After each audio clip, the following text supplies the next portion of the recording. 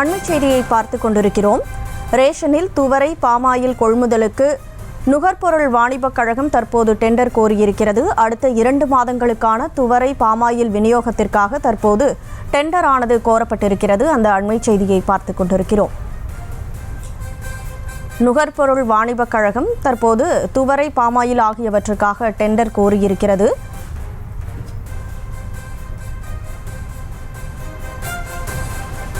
அடுத்த 2 மாதங்களுக்கான துவரை பாமாயில் விநியோகத்திற்காக டெண்டர் கோரப்பட்டிருக்கிறது. 4 கோடி பாமாயில் பாக்கெட்டுகள், 40,000 மெட்ரிக் டன் துவரை ஆகியவற்றுக்காக தற்போது டெண்டர் கோரப்பட்டிருக்கிறது.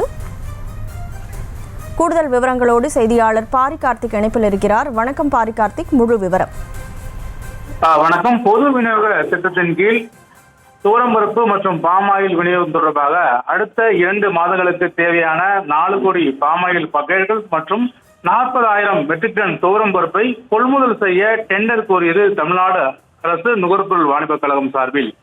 ஏற்கனவே பொது விநியோக திட்டத்தின் கீழ் பருப்பு மற்றும் பாமாயில் விநியோகம் நிறுத்தப்பட்டுள்ளதாக தகவல் வெளியான நிலையில் கொள்முதல் செய்ய தற்போது டெண்டரானது வெளியிடப்பட்டிருக்கிறது. அதன் அடிப்படையில் விரைவாக கொள்முதல் செய்து பொதுமக்களுக்கு விநியோகம் செய்யும் வகையில் குறுகிய கால டெண்டர் தற்போது விடப்பட்டிருக்கிறது. நிறுவனங்கள் டெண்டர்கள் ஆவணங்களை சமர்ப்பிக்க வருகின்ற 27ஆம் தேதி கடைசி நாள் என்றும் குறிப்பிட்டிருக்கும். அதில் பொது விநியோக திட்டத்தின் கீழ் பருப்பு மற்றும் பாமாயில் எந்தவித தங்குதடையின்றி விநியோகம் செய்ய வகையில் இந்த நடவடிக்கை எடுக்கப்பட்டிருப்பதாக நுகர்பொருள் வாணிபக் கழக அதிகாரிகள் தகவல் தெரிவித்திருக்கிறார்கள்.